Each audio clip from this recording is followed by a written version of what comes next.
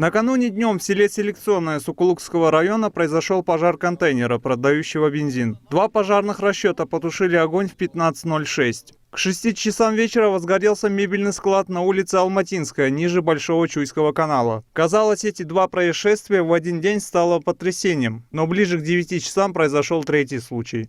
Буквально недавно руководство МЧС сообщало о снижении количества пожаров на 15% в начале этого года. Но, похоже, печальная статистика продолжает расти. Очередной крупный пожар произошел накануне на улице Тимирязева. В 20:40 возгорелось помещение, где хранились бочки с горюче-смазочными материалами. Пожар перекинулся на соседний дом. Общая площадь возгорания составила более 2000 квадратных метров. Над тушением работали 10 пожарных расчетов. Жертв и пострадавших нет. На место происшествия прибыл начальник пожарного надзора Госэкотехинспекции. Со стороны Госэкотехинспекции этот объект не проверялся, потому что он находится в жилом секторе.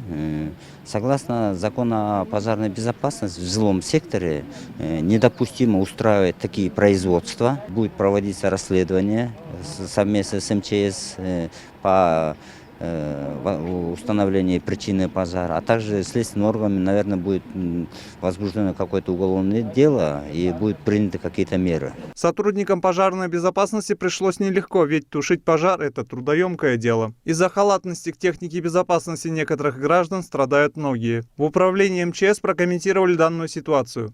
Пожар полностью ликвидирован сегодня в 11 часов 10 минут. Общая площадь возгорания составляет 2600 квадратных метров. Того жилого дома, от которого и возник пожар, огонь перекинулся на соседний дом. Но в других остальных домах такого пожара нет. Также был один пожар, это был Сокулукский район, село Селекционное, там горел контейнер. Тоже по предварительным данным там хранились именно ГСМ, но это тоже уточняют соответствующие госорганы. В МЧС есть испытательная пожарная лаборатория, она будет устанавливать причину пожара. Несмотря на ежегодную профилактику по пожарной безопасности со стороны специалистов и бурное осуждение в интернете виновников пожаров, большинство возгораний случается из-за человеческого фактора. А всего плохого можно избежать, соблюдая элементарные правила пожарной безопасности. Рашид Алиев, Виктор Калыков, новости Ош Перим.